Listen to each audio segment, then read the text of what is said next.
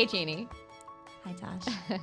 And for everybody who's listening, hi. We are going to be talking about everything holiday related today. New Year's resolutions and holidays and getting engaged. A lot of people get engaged over the holidays. And so we're going to share those stories with you, our dreams of marriage, our dreams of engagement. And we have a really special guest today as well. This is our producer and also our editor. Her name is Nicole Palmetti. You've heard her name in all of our episodes. She just adds so much value in just ideas and content that we couldn't possibly have this conversation without including her, because she's just the amazing. Best. Yeah. So welcome, Nicole. It was such an impromptu invite. I love it. Making me blush over here. As Jeannie and I prepare for these and we banter back and forth, Nicole will chime in and go, well, what do you think about this? She's always the level-headed one that gives a spin on things and has her own take, which makes you see things outside of the box. Mm-hmm. So I thought it was really important to have her with us today. So thanks, Nick. Thank you for letting me come on. We love you, Nikki. Aww. Just a little bit ago, we were talking about engagement stories and dream engagements. So Jeannie, start us off. What's your engagement story? How did John propose? Or did you propose? I did not. I would never. No, John proposed to me. It was honestly, what's interesting when we were talking about this earlier is what I've noticed so much is like the evolution of people in terms of their relationships, their engagements, things that they wanted then and what they want now and how much that has actually changed. For me, what's really interesting is the way that I was proposed to, I would never change that now. I did not want the pomp and circumstance. I wanted something very intimate. Today, more than anything, I would want something intimate, including a smaller wedding, a more intimate wedding. It happened in our apartment where we hung out, always watched our movies, and he surprised me. I came home from work and there was beautiful flowers on the table. We had talked a lot about, just kind of saving and not having the money for the type of wedding that we wanted. I did not realize that he had money for a ring at the time either. He had been. So you were completely. I was really surprised. Genuinely surprised. Yeah. Not expecting it, not getting impatient. Like, are we? I was impatient. Okay. We were together for a number of years, but I just really didn't think How it was many going to years? happen then. At that point, 5. And I didn't think it was going to happen yet, mainly because of financial things. I really didn't think that we had the money. I didn't think he had the money for And you were young. a ring. How old were you? When he proposed, I was 27-ish. Okay, so yeah, about that age. Yeah, about the age. It was more because we were living together for a while, and I kind of just wanted it's always about the next thing, right? You want the next thing, and I wanted it. So true. And I remember that he had a little. It was a locket, like a little necklace, on the nightstand. And he's like, I want to take you out. Like, you've been working really hard. I had gotten a promotion at my job at the time. So I said, that's so sweet. He goes, I got this for you. I opened up the locket, and there was a little charm of a ring inside of the locket. And it was kind of like a see-through sort of a locket where you could see the charms. There was a little tiny little ring. It was cute. And he said, I want you to wear this. I found this. I thought it was adorable. I thought you'd like it. I really want to marry you. So it was not like a ring. It was. And then I turned around because he was speaking to me. I wasn't looking at him when this was happening. And then when I turned around, he was on one knee and he actually had the ring. So yeah, and then he said, "I hope this is everything that you wanted." I didn't know if he wanted like a big to do, but this is just our space. This is where we hang out, and But he would have said a big to do. A big to do. That's right. And then after that, we went out to dinner. Our parents were there, just our parents, his parents, my parents. So the parents knew, both sides. They knew. His mom came rushing down the stairs. She was so excited. My mother-in-law, we lived, she had a 2-family at the time. So, she was waiting. And it was honestly really, just really candid, really, really sweet. We went to the restaurant. I remember my face. When I speak to my brides, I say this a lot. One thing I remember about that day was my face was so beet red from excitement that I felt like my face was on fire. It was like burning the whole day. Wow. So it was a beautiful experience. Not something I would never change the way that he did that. It was just really well thought out. for who we are together. I love that. So that was my It makes me engagement see a different story. side of John. Yeah, John is not. He's really not flashy. I think he thinks I am. You so desire I that, desire so that. he- So he tries to, and he's lucky because things have definitely changed as the years have gone on. Yeah. Aw, I It's love humble. that. It's like Yeah, him. yeah, it is humbling. Yeah. Nick, you're not. I mean, you've never been married. Nope. But I know because everybody has the vision in their head. What's your vision? To propose? To be proposed to? What's the? interesting. What's in your head? I'm fluid. Okay. And I am like, when it comes to, I'm queer, I'm gender fluid and stuff. So like for us too, like anything goes. Yeah. It's not really up to like one or the other. But I always felt like, just based on like my personality, I probably would be the one to propose. And if I ever wanted to get married, I don't even know if I would want to get married. But if I did, I would want it to be something meaningful. So I would want it to be while we were doing something that we typically do, whether it's if we love going to the beach or something, or we love going to museums together, or if we just go to our favorite restaurant, and it's like, every time I've ever told someone I loved them, it was just because I really felt the urge to. And it was like, oh man, if I don't do it now, I'm going to explode kind of a thing. So romantic. That's so special. Yeah. And I would love to propose that way. Like I'll probably get a ring and I'll keep it on me. And then when I feel it, while we're doing that thing that we always do, that we love to do, and I wouldn't want to do with any other person, I'll explain that to them. That is the first time I've ever heard of that, and I think that is brilliant. That's so to carry the ring around you and wait for the right Wait moment. for the moment, yeah. Because what if you make all of these plans and it doesn't, Yes. you just came off of like an argument, or you're just not feeling it, or you're not like connected that day. A lot can go wrong. And there's so many plans that are thrown into the proposal. So it's just authentic and it's passionate. Like It's I from your love how heart. passionate Yeah. that sounds. Really, really well, like it's well thought out. Yeah. I think when a lot of people buy the ring, they just they're just so excited. They just want to do it right then and there. But the fact that you Yeah. could actually, a person could hold themselves back from that moment. You've had a couple of fights up since you got the ring. This has happened, Yeah. that's Yeah. happened. You still really, you want to be with this person. So I think that in and of itself is actually very romantic. And I feel like a lot of people feel a lot of pressure, maybe from their family or from other people, or maybe their partner themselves, to make it a big thing or whatever. So, I mean, this is me saying it without having any plans currently to do it, but I'm just very I'm not very showy. I want it to be more intimate. I'm very much about real, authentic, and I'm a romantic at heart, Making and that things to me is most meaningful. important. Yeah. Like showmanship or like the big day is not as important to me as her.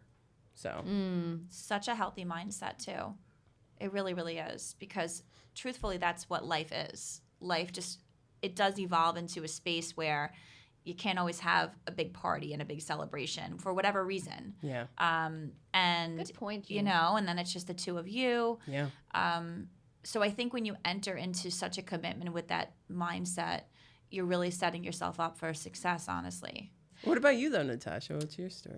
So I was genuinely surprised because we had been together for not as long as you, Jeannie. I think it was 4 years, but I was already a mom. So I had this very interesting dynamic where if I'm giving my time and sharing my world with someone, I need to know that this is going somewhere. This is meaningful, because I had a stigma of just dating as being a single mom, and I thought it just wasn't a direction that I felt comfortable with. So I didn't really date.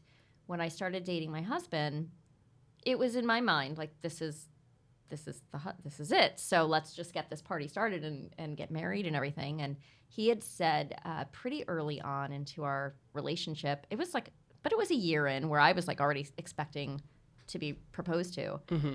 He had mentioned that he had no intention of ever marrying. It just wasn't something in his head. And that was heartbreaking to me, because I'm an adult. And it's not just me. It's not me saying, okay, where are we going with this? But I have a little guy involved, and he's not so little anymore. But at the time, So it was really, and who wants to pressure somebody? Who wants to be that girl to be like, well, if you don't propose, Worst feeling. this is going nowhere. Yeah. Nobody wants to be in that position. Everybody just wants it to happen. And just like you said, like, I have to be with you. Let's do this. So to hear somebody go, I don't ever want to get married. Yeah. Was like just crushing. So then I had a decision to make going, okay, do I just take that and make it like the be all end all, this is over and now we break up? Or do I let it play out and see what happens? So I genuinely loved him. I didn't want to live without him. And so I let it play out, actually dropped it in my head. He was extremely committed in every other way. Wanted to live together, wanted to tie everything together, like basically lived married, but not on paper. So we did this for a while, and I dropped it out of my head, thinking that marriage was off the table for us. So I didn't have like a dream proposal in my head. I really had just like sort of forgotten it. And then he did. He planned a quick getaway weekend. He arranged for our son to, and I say our son because he has raised our son. He's been in my life since he was a baby. And we went to, a getaway in Miami because we lived in Florida at the time. He booked this amazing hotel room. Like, we would go down and get a normal room, but now he did the suite with the multiple rooms and, the fancy. So he had called me out to the patio, and we were looking at the view, and I turned around and he was on one knee. Aww. And he gave me a beautiful speech about, not only me, but our son. And I mean, I'm going to get teary-eyed. I know, I'm getting emotional. But he said some really lovely, lovely things to me. And I was so shocked because I had let that go years before. And so he proposed, we got engaged. I was wearing like the ugliest thing I could ever have worn, so it's not like we could get a picture about it, Didn't you say your nails were like my so nails were shitty? terrible, and so like when we made a social media post, I'm literally like, my hands are bent, like, they're like a claw because I didn't want to show my nails looking so terrible. I rarely get my nails done, maybe twice a year. If I have my nails done in front of you, it's because I'm valuing whatever this thing is, I do them like 2 or 3 times. So that was that. That's the engagement story. Very, just like you said, super meaningful, us. But he put a lot of effort into it. Like, let's make a weekend away. Let's plan this. And because he had gotten a big suite, it just so happened that one of his really good friends that I adore happened to be in town.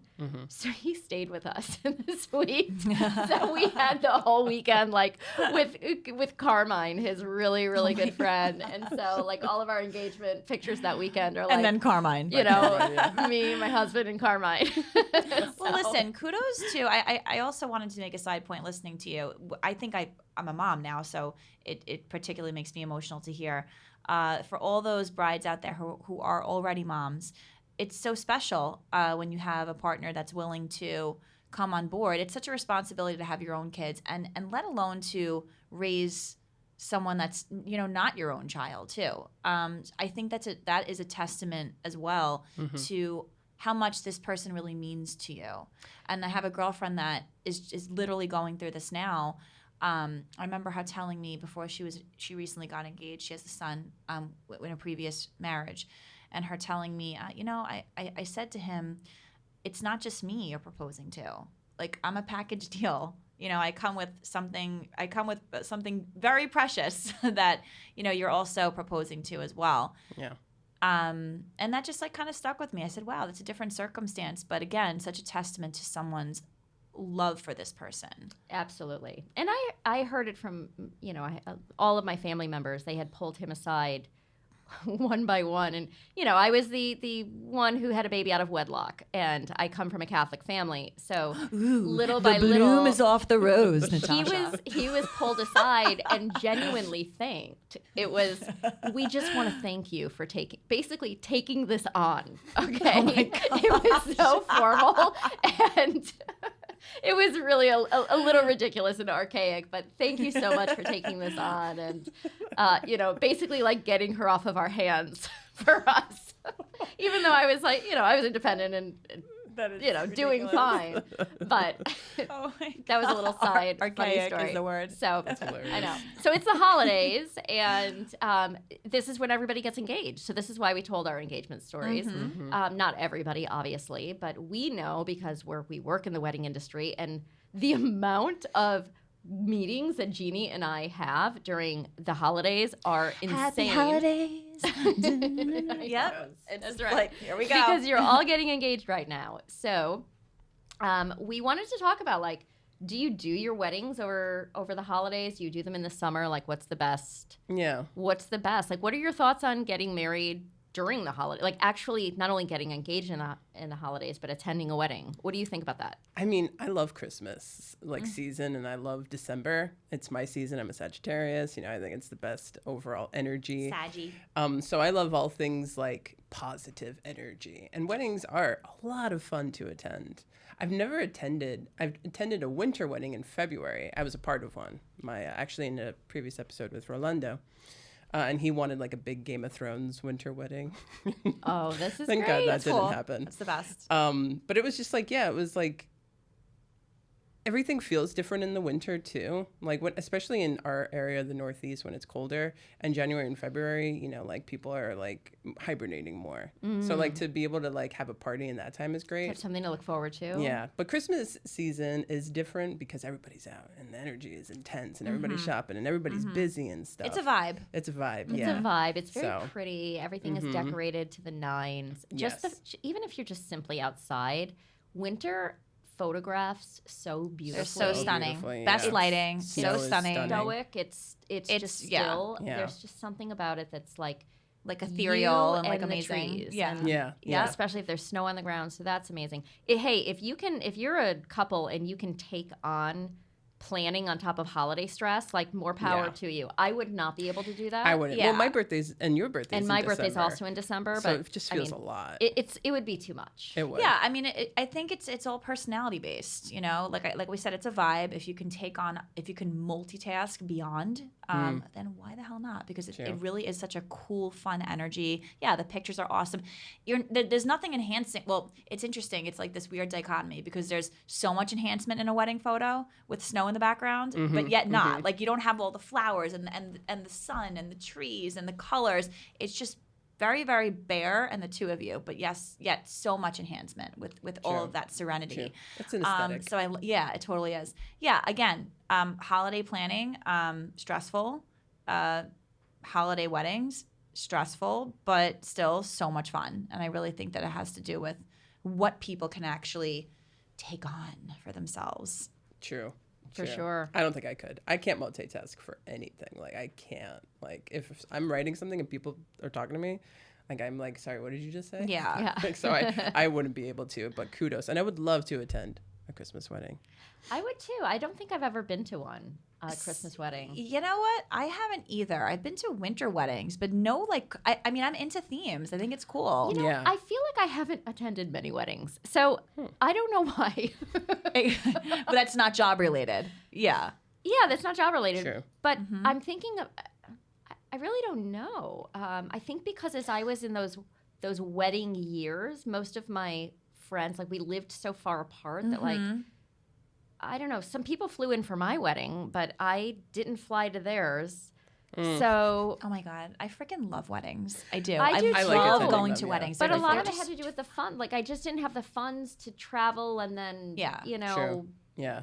give a gift. And I think I traveled to one wedding, and they didn't last. Like they were married for a few months, and then they, Oof. And gifts. It was a beautiful wedding. Like it was a tear jerk fest. Like we same sex wedding up in Hudson Valley up here. Oh yeah, you told me about that. Amazing. Yes. Like my very good friend. They just they didn't work out, but they've obviously moved on well.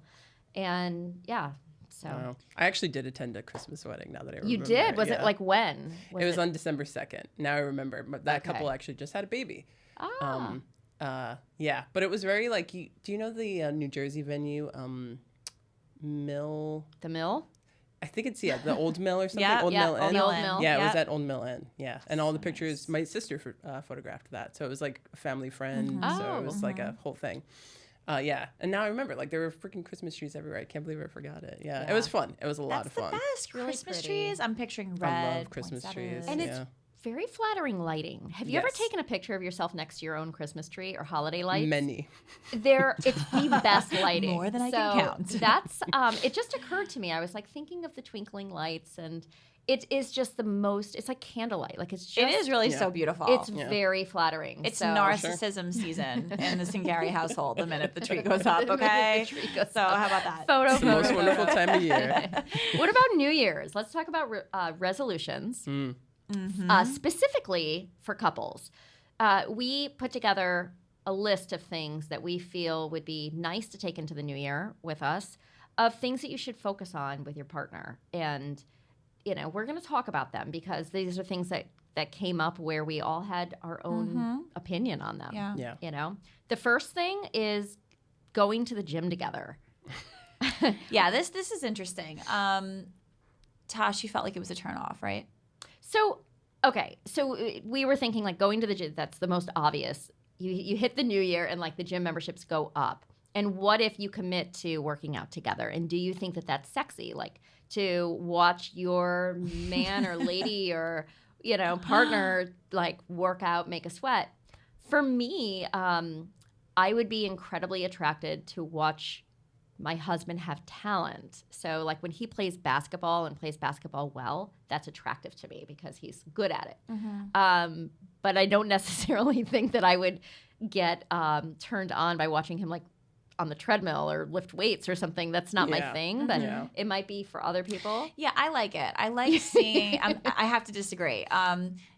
It's for me. It's not so much. I like seeing motivation. I like seeing routine. I like seeing somebody committed to something for themselves daily. So working out is a huge. I mean, I had read an article last night about how no, it wasn't an art. Who was this? Joe Rogan. He did a podcast on anxiety and working out. And how much is taken off your shoulders because you're focused on a physical act. You don't have time to think about anything else. Yep. Off topic, sorry guys. But yeah, I like seeing someone's passion for something. And if it involves taking care of themselves, to me that's a turn on. And commitment too, consistent commitment. It's hard to get up every day and work out. Some people love it. Some people it's actually a part of their life, like anything else, like having your coffee in the morning. But for some people, it's hard to make that commitment, but they continue to do it. So for me, that aspect of it, like the continuation is something that could be difficult for you, but you know it's good for yourself. Yeah. I like that. I would also like to be a part of that with my partner too, because we have something collectively that we can, do together. And to your point earlier about them being really good at something, I'm totally on board with that too. Like if I see somebody with a talent and they're just like developing it and they're just out there every day, I absolutely love it. I mean, my husband can tell you. I'm like, when you talk about how he used to play baseball, he was on a traveling team for years. I love that. I just think it's so cool. What about going to the gym together? Like, would you guys do a class together? Would you do like, just here's our hour, we're at the gym. I'll hit, the weights, you hit the elliptical, whatever it is. Like, is that something that you would want to do? I think that's amazing. I love that idea. It's something that anything that you could do as a couple that's consistent, that's benefiting your body, your mind, your soul, and you're doing it together as a team. Look, there's so many things in life that take us away from each other, right? And rightfully so. We should have our own friends. This is all my opinion. We should have our, own passions and our own groups of people that we share these passions with and places that we go and even our alone time. All that stuff is important. But if you could find something together that you can do together and even if it's just an hour a day or even if it's just 2 to 3 times a week, I think that can actually build a stronger bond between a couple, really. And yeah, gym, sure. If it means going to the gym, you have 2 people that enjoy working out. They love the way that feels for themselves, for their body. I think that's wonderful. And then, you're getting better bodies, which is more attractive too. So you're you're improving what you look like. Yeah. My sister and her husband, they're very diligent about it, and I think it's adorable. They do a 20-minute HIIT workout in the morning. So and they cute. have some little timer where they like run, and then they pause, and then they'll do like, leg lifts, leg lifts, leg lifts, and then they pause. And, and sometimes she's teaching or sometimes he's busy and they can't do it together, but they make time in their day to do it. And it's usually together. And then I have one of my closest friends, he and his wife do this as well. And he's taken like a FaceTime and showed me. And I'm like, that's like, it looks so dorky on the outside, but it's so cute. And it's a very low commitment. You're home, you're not going anywhere. Yeah, so low commitment is great. It's 20 minutes of your time and you're doing something together and you're improving your strength and your like anxiety levels and you're spending time together. I'm like ready to go home and start this now. No, it's true. I mean, and for all those couples out there that have kids, whether you have them and you're planning your wedding or you had your wedding, now you have your kids, I get it. I have 2 little kids too. It is really hard to carve out that time. And when you do have time, truth be told, you just want to be by yourself because everyone's pulling you in all these different directions. But something low commitment, and even if it's just 20 minutes with this person, will improve a I'm relationship. going home to me. I'm like dead set on making this a resolution for us. I'm happy we talked about this. Yeah. What about sex? Do you think that you need to make this a resolution? And yeah, maybe not engaged couples. They probably are okay, but married couples. They're probably okay. My guess is. You guys are okay, and people Your guess listening is are as good as mine. usually engaged. So for your future self, make it a resolution. Make time for sex.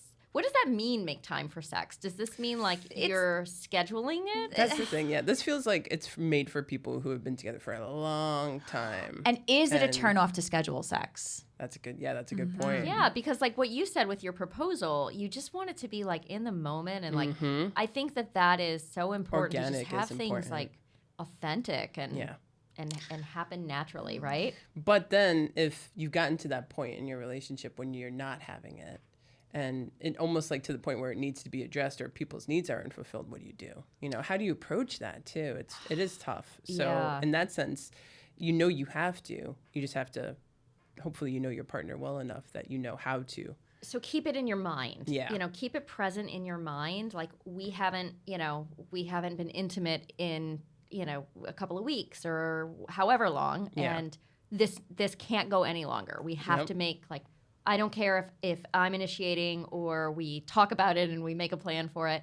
You can't let time go by. So yeah. Or if you have needs that either you're not addressing or they're not addressing, like you need to make sure that you communicate it and that you're heard. And like this is kind of going off of the episode you guys did about, communication is key and talking with your partner. But it really does come down to that. Like, yeah, I mean, look, like as I think in the article that we read when it comes to sex, it's like it gives you like this 6 months to 2 years, and where after that point, we have to quote this article, which I will just in a second, guys. After that point, I think like there's like a sexual polarity between the people. It starts to take a dive, right? Which is very normal. It's very normal because life is very busy. I think personally it's for some people sex is more of an energy thing, right? They don't want it planned, they don't want it scheduled, because then it's just going to turn you off and take away from, now I don't want to have sex with you at all. I don't want to do this at 6:00 on Friday. I'm good. Yeah. For other people that doesn't turn them off. So I think sometimes it's a slippery slope. You have to find a way to communicate like your sexual needs and desires without turning the other person off and then ruining the whole thing. That's right. Altogether, right? Yeah. So I think understanding, who your partner is and how they would like to be approached with this is important, even if it means taking a step back with what may or may not turn you on or off. If you still want the sex to thrive and to continue, right? That's right. And think outside of the box a little bit. Like if you don't have time, if you guys are constantly tired, like I don't know, slip into the shower or do something new, keep things fresh. Yeah. Experiment. Experiment. That's right. So just make a resolution to make it a priority in your relationship, because I think if you don't, then you need to connect emotionally, but you also need to connect physically and intimately. Yes. Yeah. Because this is why you married this person and you didn't just room with them, right? And it can become that way. So many of the people that I know, I feel like this person is a roommate right now. They're not. It's just it's the effort that has to just be put in, you Yeah. know, because that's going to happen with anybody that you're with for a long period of time. That's right. I think that's a really, really important thing for couples to always remember. You know, unless, of course, you're in an abusive relationship or something serious is going on, like just barring that for a second, and let's say that's not the case, things are always going to get eventually a little bit mundane and routine, right? That will happen with anybody you're with. So it's not necessarily the fault of you or the person that you're with. It's just the responsibility of the both of you to recognize that and to pick it up again. Yeah. That's right. It's not the end. Like if Yeah. you're like, I'm not happy, I'm not feeling loved, it doesn't mean it's the end. It means that you're going through a really dry period and you got to pick it up again. So staying cognizant of that, that's very true. Yeah. Especially people with small kids. Like if you're engaged and about to get married, like give it, you know, a few years, your relationship will drastically change where there is truly very little time to be intimate with small children because you're always running. You have no privacy, and you know you're exhausted as well. So and sometimes you're just not feeling like when you're taking care of kids, you're like you're not fresh, you're not feeling attractive. You're like I want to be attractive to you right now, and you're just not feeling it. So there's a lot of that in there as well. Yeah. So okay, so here's something that I think that we should all bring into the new year. Talk less, listen more. Talk less, listen more. Oh my God. Do you remember that time I was driving? And of course, I called you. Of course, she's like, what time is this? Because this is all day, every day. And I spoke to you about being an observer Yes. in your life. And somebody said to do it for like 3 months or something. Yeah, which I failed. Like you can't talk really for 3 months. Like you No, just have to well, listen. You can't give your input. Yes. It's basically looking at your life as a box and taking a step outside the box. And where you would normally give your input, speak, give your opinion, you're more observing the people around you, the people you have close relationships with. You know, you're not mute, you know, but it's about being an observer in your life instead of being an active participant in your life. And it just struck me as such an interesting way to figure out like your own flaws and your own, you know, all the negative that you might put into a relationship or a situation. Because when it's not there, you can actually, when you know, take yourself out of the equation just for a little while, you can actually see it's a different equation that kind of forms, right? So in a way, you know, when you apply this idea to the person that you're with and you just become more of a listener for a little while, I think it's a really good way to identify any issues between you, what you may be responsible for or not responsible for, maybe they are. And it's a good way to kind of get on a better path to figuring things out. It's so hard to listen. Yeah. It's hard to listen. It's also not everybody's a talker. So sometimes in a relationship, one person is the talker and one person kind of is the listener.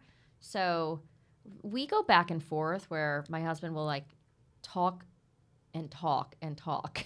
And but that is a lot rarer than I will talk mostly. And I'll do these things because we walk our dog together every morning for like almost an hour. And where I'm like, okay, I've been talking the whole entire time. Like I've just talk. And his responses are like, yeah, all right. And I'm like, you know what? You need to contribute to this conversation. So I will like make myself just stop talking. And when this happens, he'll grab my hand. He'll hold me like he's missing some sort of connection between us. Maybe he doesn't have anything to say at the moment, but I notice this of him. Like he'll reconnect in that way. So it's maybe he just doesn't feel like saying anything, or you know, I'll try to prompt him and be like, "How was this that took place?" And That's you know, so cute.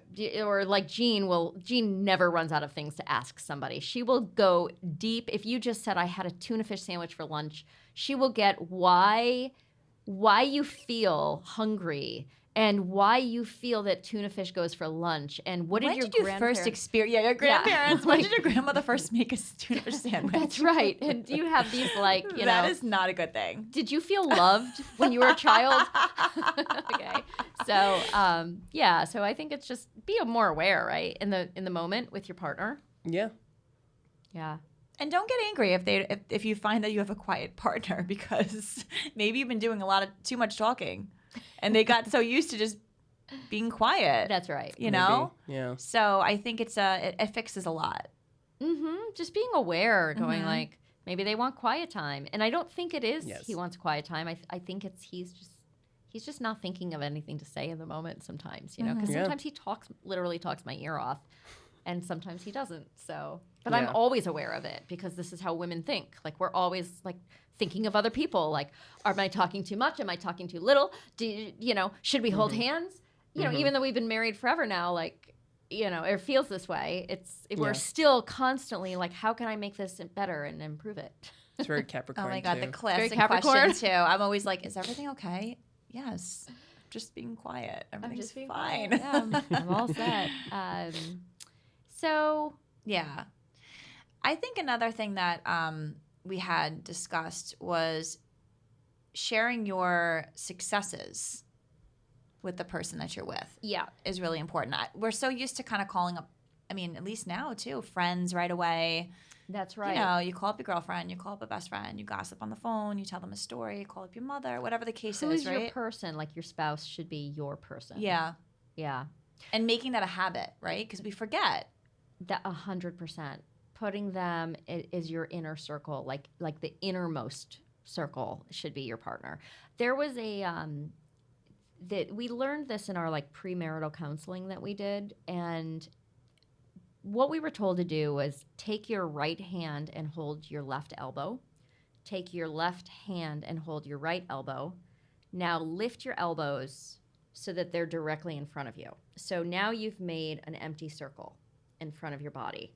And you have to put in this circle your spouse and your children. And everybody else is on the outside of that circle. So if you can't consider your deepest and most important relationship inside of that circle, then there's something wrong. You know, that's your go-to. That's your person that you trust the most. That's the person you spill everything to. Is like, you know, it has to be your spouse. It should not be, you know, your girlfriend or your mom or your sister. It should not be. Maybe there's a dynamic there for certain things, obviously, because your husband would have no interest in it. Right, right. But that I will circle back to often and remind myself about that, because I totally forget. But when I circle back to that, it is so important. And it saves you from fights. It saves you from, you know, getting... It keeps you guys close and connected rather than developing all of these outside relationships that are taking you away from your marriage. True. Yeah, there's a big trust factor in that as well, because it's like, how do I say this? Some people have issues, you know, putting all of their, you know, eggs in one basket in a way. And listen, when you get married, you know, you make that commitment, and of course your intention is to spend the rest of your life with a person, right? People don't know how to divide their time evenly, and some people, you know, maybe they have issues with making one person their everything. I think it takes a lot of practice. I guess that's my point, into, you know, remembering how important it is to foster the growth of your marriage, to keep it growing and keep that relationship alive. You have to practice telling this person things first that are important to you. Right? That you guys are the united front. Right. So when it comes to... because that gets lost. Especially during the holidays, like there's lots of things that go on with family. Like, are we going to your house or my house or their house? Or, you know, there's so much like muck that happens in the holidays. So the most important thing is the two of you have the united front. So if you guys are letting down a family member that you're not going to their house for, you know, a major holiday dinner because you're going to this family member's home, you have to stay united there and be like, this is what we're doing and we're okay with this decision. It can't be like, how do I break it to my husband? How do I break it to my wife? You know, you guys are the center. You are the ones that make the decision for what's best for you, not appeasing everybody else. So, True. Do you guys also feel like your partner should be the person that you go to for every kind of like emotional need that you have? So yeah, I do. You do. So like if if someone else who, you know, like a coworker or a friend or a family member, like really upset you and you really need to talk about it and process it, you would go to your husband. 100%. I read a quote the other day. It said, "You don't want a relationship, you want a therapist." And I was very, like, that just, it just made me stop, because I don't know how I feel about this. I don't know if I 100% agree with it. I think that so many people today, I think that sometimes we lean on somebody else for our happiness, right? And when you think about a relationship, the way that I view it today, I don't think anyone is really responsible. It's too much of a pressure to put your happiness and someone's ability to make you feel happy. That's a big responsibility and a pressure to lay on someone else. I feel like you need to find your happiness. They need to find their happiness, and then you guys can kind of present yourselves, you know, together where you're happy already. You're already happy. I heard that from somewhere. What I just said, I actually heard somebody say this, and I can't remember who it was, because I think that what happens is people get burnt. They get really burnt out with constantly trying to make you feel better, or listening constantly. And then the other person feels hurt because they feel, do you not care about me? Do you not care about my feelings? I guess the way that I feel today is, I don't think that your spouse, your partner, is the person that you necessarily always have to go to when there's an issue or a problem with you. I think that sometimes I'd rather keep something to myself, or journal about it, or sort it out, and then maybe talk to John about it at a later date or later point in my life, right? Yeah. Sometimes there's a certain friend that I want to go to. Sometimes I do want to go right to John for certain things, because I just know that the person he is, particularly, he's a problem solver. He likes to just come up with solutions, and I just feel that he's going to really be able to help me with this. And he's a good person to lean on for this. Will I tell him about things? Yes. To lean on him for certain things, for everything, I don't think that's good anymore for me personally. Yeah. You know, so it depends. It's a case to case. I think it is a case to case basis. I guess the bottom line is to have an expectation that when you marry someone, that's going to be your person to solve your problems emotionally, to fix things for you, to help you be happier. I don't think that's going to ever work. I think I interpreted the question differently. I don't know if it's looking at them to fix everything, but it's somebody that you have full transparency, you share. Oh, like a vent, like a person to well, vent like to, it, just like we talked about before, like when you have like something exciting happen, this is the person that you're calling. Like, this is the first person that's, you know, your go-to. Oh, okay. You know, this is just this full transparency. You talk and feel, you work out your nuances of what you're feeling and thinking. And listen, sometimes they're just not interested, and sometimes I go to him and I'm just like, you know, hence why I talk annoyed? So much, you know. You get annoyed though, right? Yeah, like if he doesn't respond with what my expectations were, then I'm pissy, you know. So, right. But I think that's totally just human as well. Right. Yeah. But like, I don't know, I just have that for everything 100%. Now, the way I was raised, my mom, she has this as her mantra: never let your left hand know what your right hand is doing. Oh my God. Tony. Okay? Yeah.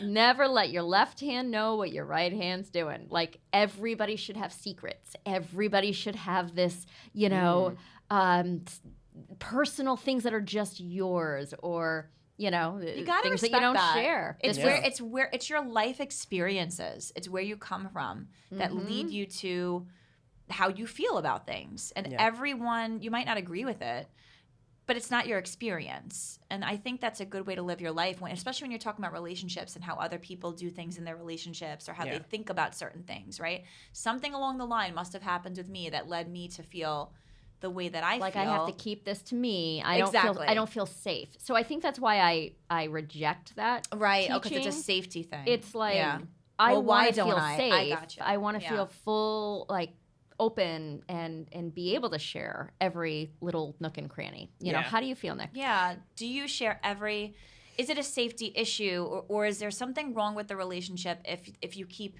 certain emotional things to yourself? And does that person have to be an open book for you? That's the thing. It depends, because it depends on what it is. Does this thing involve me? Is this something I should know? Like, then please share it with me. But if it's something that doesn't really, tie into the relationship. So for me, it's always like a balancing act, because I want to share everything that concerns me or concerns us with my partner, but I don't want to put everything on my partner. And I don't want them to feel like they have to almost be my therapist, and provide me with things that I need or feedback or growth, and like in certain ways they have to, and that's what relationships are for. You have to grow together and you have to help each other and you have to be honest with each other.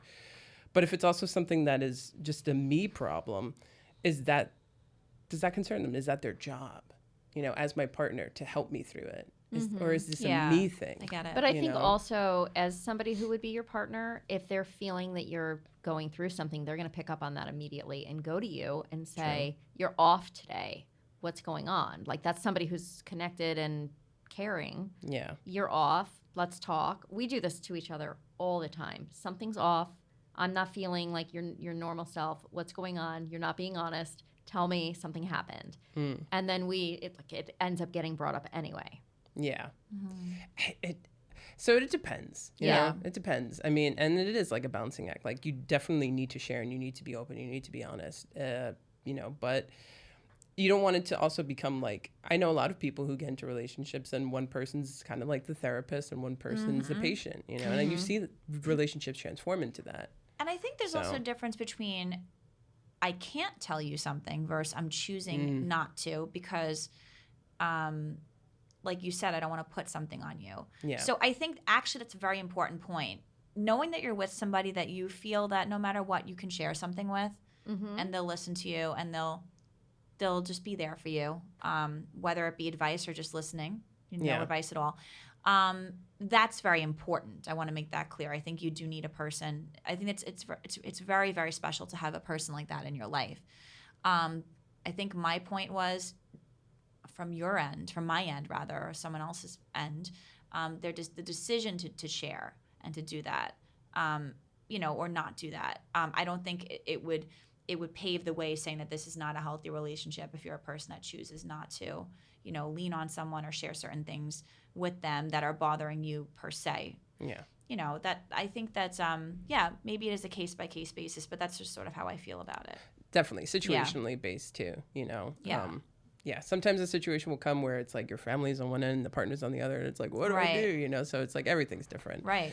Yeah. So our next bullet point that we had written down, it's about mutual friends.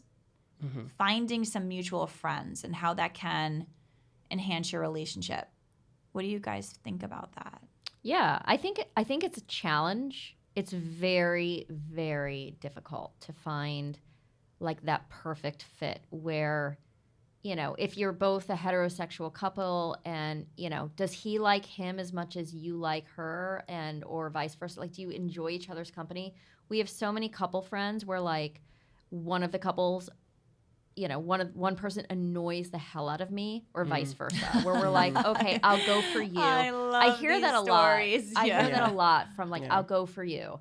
And I'm like, but I want you to authentically like want to go and enjoy yourself. I don't want this to be like you're placating, this. I want this experience, to be, yeah, like this just like natural thing. And so we come into this a lot, and then we usually have a good time because it's a night out and whatever. Or we come and we're like, why did we go? Yeah. So I think it's a constant challenge. I think it's super important that you keep trying, because if you don't, what happens if you have your friend group and they have their friend group, you are going to eventually have complete separate circles and have little to do together.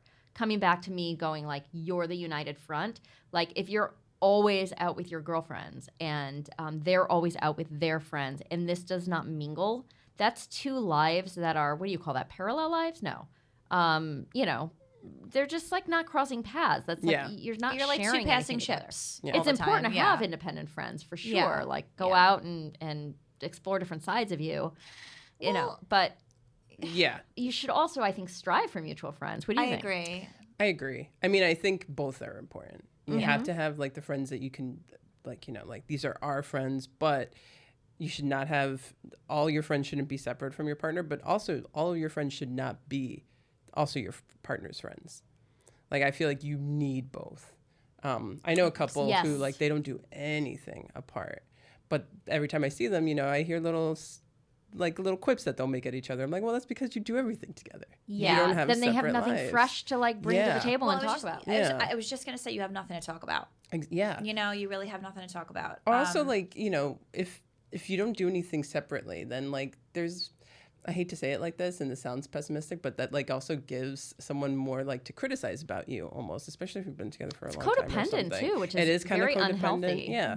And like, you want to be able to have the freedom to like just in like what's that, like no strings attached environment. This isn't my family, this isn't my spouse, this is my friends. And we're talking about like resolutions and ways to keep your relationship alive and healthy. And isn't it a turn on to see your partner have their own life?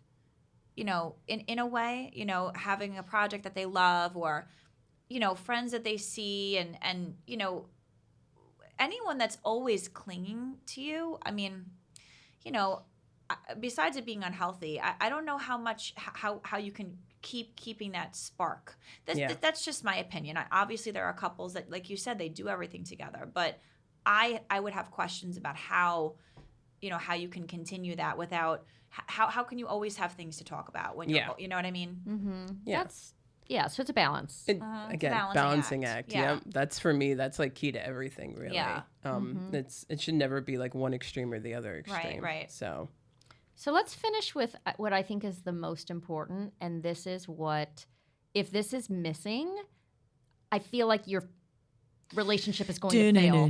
Like this is so essential. You have to have this, and that is not only have gratitude for each other, show gratitude. Show some gratitude for each other. Yeah. Oh my Absolutely. God, we were talking about this before. Yeah, I had this is interesting. I had read an article recently about a girl that was on a weight loss journey, and she had just decided that she was going to have a healthier lifestyle. She had a lot of weight to lose for herself, and she announced it to her partner, and then started. I think she began, and then I think it was a day later that he said, "Oh, I can already tell. You're looking really good." And she got really, really insulted by this because, number one, there's no way that you could tell in 12 hours. I think that's false. Women can gain or lose 5 pounds in like one day. yeah.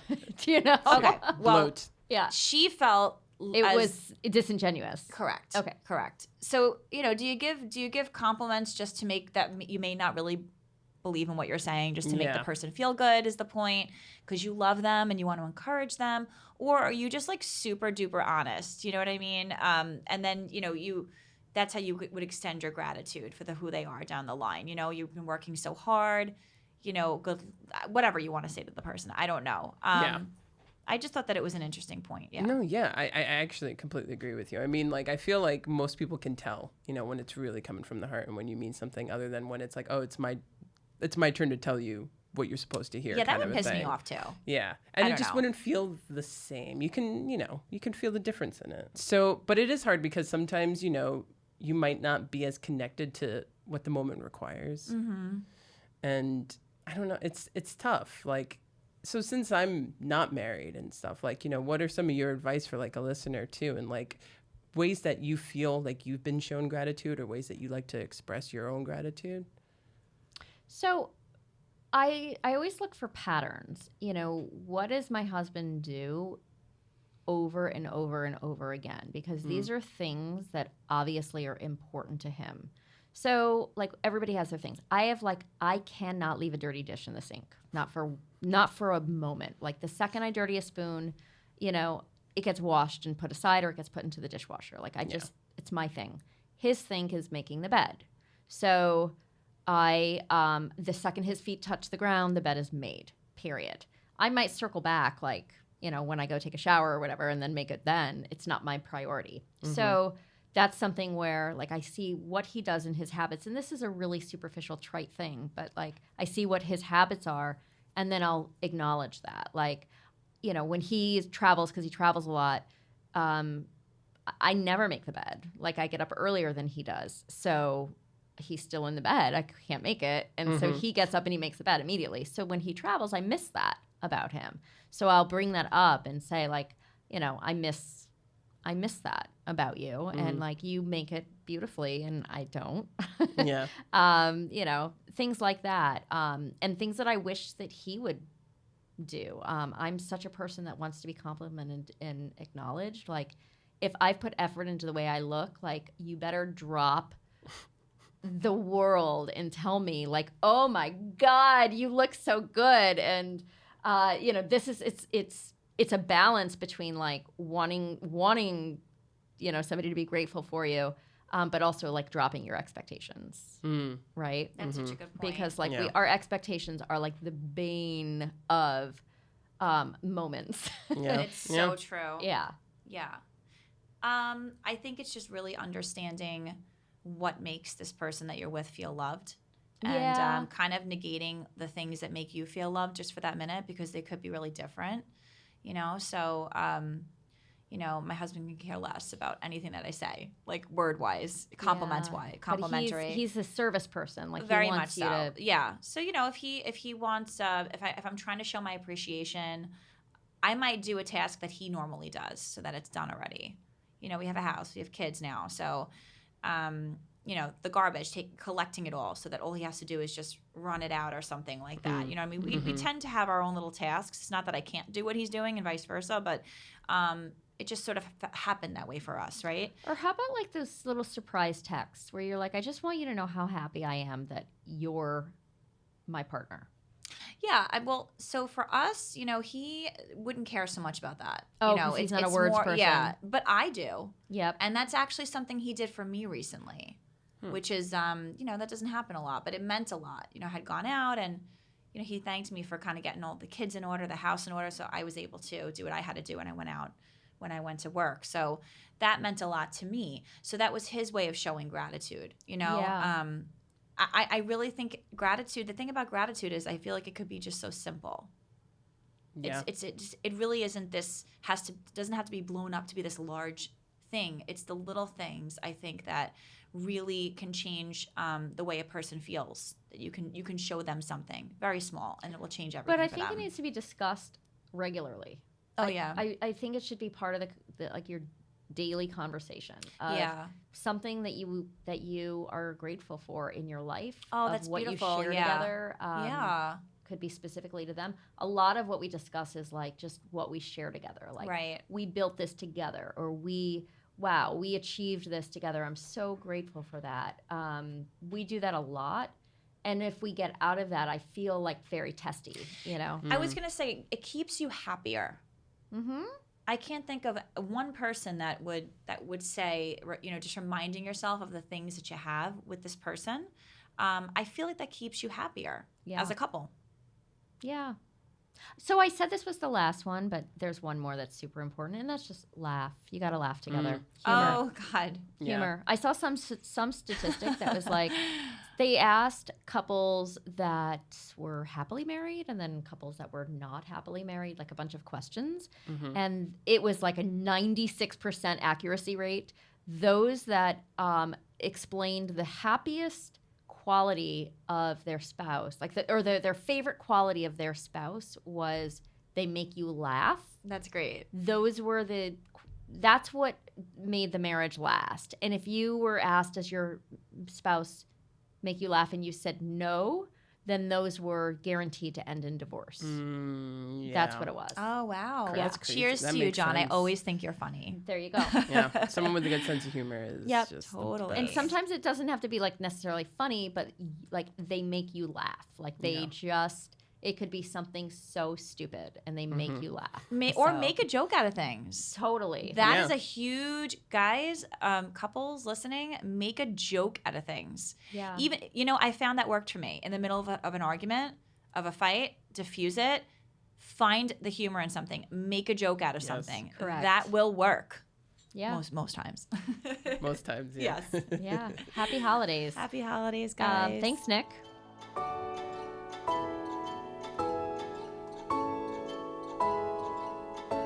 Thank you for listening to this episode of So You're Engaged, Now What? If you enjoyed this podcast, please subscribe and rate us wherever you listen. It really helps. If you'd like to reach out with any questions or suggestions, please email our team at podcast@livepicturestudios.com. This podcast is hosted by Jeannie Singari and Natasha Sherritt-Lacari. It's produced by Jeannie, Natasha, Nicole Palmetti, and Christiana Krimmel. It's been edited by Crizel Peniquito and Nicole Palmetti. Artwork has been created by Joe Nunez, and music has been supplied by Ian Post and Artlist.io. And this podcast is brought to you by K-Vibe Studios. Until next time, bye and happy planning.